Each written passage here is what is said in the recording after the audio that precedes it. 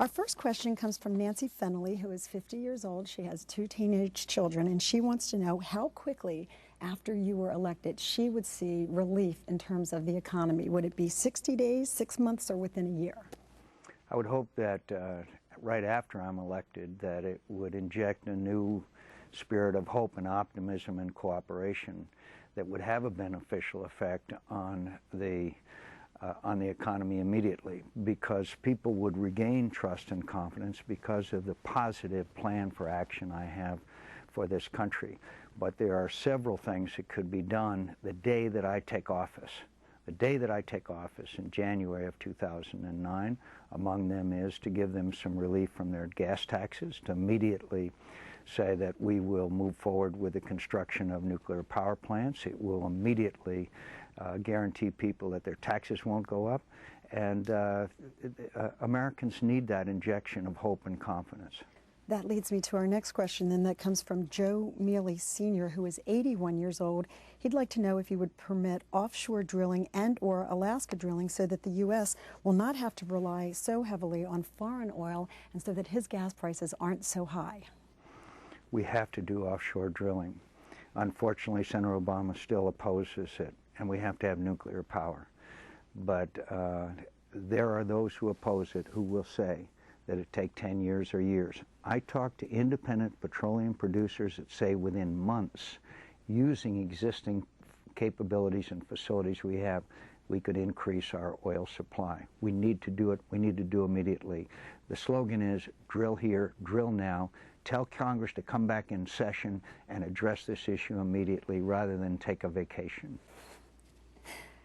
A senior citizen named Roman Stepa Sr. has asked what specifically you would do to address the plight of so many senior citizens when it comes to the expenses that they have with their medication, their mortgage payments, the cost of living. They want some very specific suggestion on how a senior citizen would benefit from your presidency.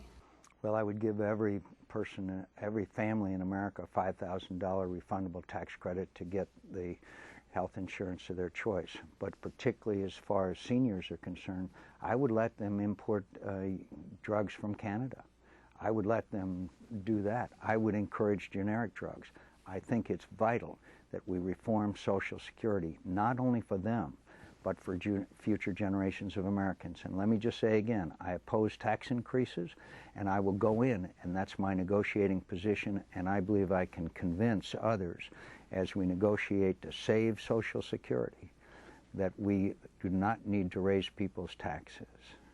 From perhaps one of our most senior citizen viewers, Margaret Del Tufo is 107 years old. Oh, she has voted Republican in every election in which she was allowed to vote. She wants to know what you would do to help the poor in this country because she feels that too many elected officials are concerned about poor individuals elsewhere in the world and not focusing here on home soil.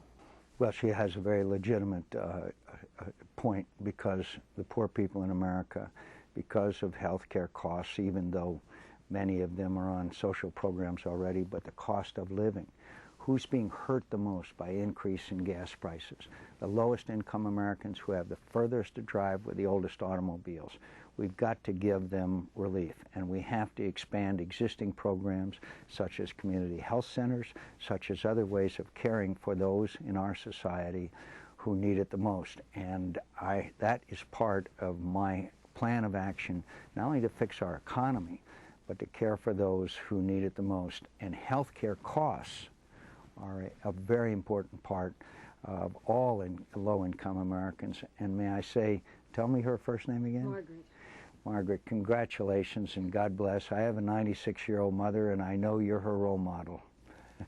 From another senior, a senior in college, Emily Benton attends Loyola College in Baltimore, Maryland, and is concerned about her prospects for getting a job when she graduates in May. She would like to know, if you were elected as this country's next president, what you can do to assure that she'll get a job. Well, obviously, Emily, the answer is a better economy and reducing energy costs, providing available and affordable health care. But the big thing right now as Emily understands, is keeping people in their homes, creating jobs, and becoming energy independent. Just building 45 nuclear power plants alone will create 700,000 jobs. We've got to fix our economy, and we've got to get America moving again, and we've got to have a country that works together. And I'll always put my country first. Last question from Mrs. McCain. I understand that you are a NASCAR fan. I am. I'm a racing fan altogether. And I am learning about NASCAR in a new series that we have called Trackside 101. I'm becoming a fan myself. I'd like you to compare your husband in the role of Commander-in-Chief to one of the NASCAR drivers that you follow. Oh gosh, I'm trying to think who. He probably. I'm guessing maybe Dale Earnhardt Jr. because he's tenacious and strong-willed and knows what he wants and knows what's best for also for NASCAR. I mean, he has a great belief in how NASCAR should be run, and I think they're very similar. And they're both. My husband was a fighter pilot, and of course he's a race car driver. That's very similar. That takes a certain amount of courage. And we're seeing an awful lot of women who are getting interested in NASCAR. Tell me what you would say to the women voters to get them out to have an impact in this election. This election is critical for women voters in particular. It's critical because there are two candidates with two vastly different ideas about where this country should go. We, as women, are worried about gas prices, about the cost of groceries, about the cost of mortgages, how to run our family. I can assure you that higher taxes and bigger government will not help the women of America. Lower taxes, smaller government, and offshore drilling is what's going to make this country stronger. All right, thank you very much for your time. I appreciate it. Thanks very much.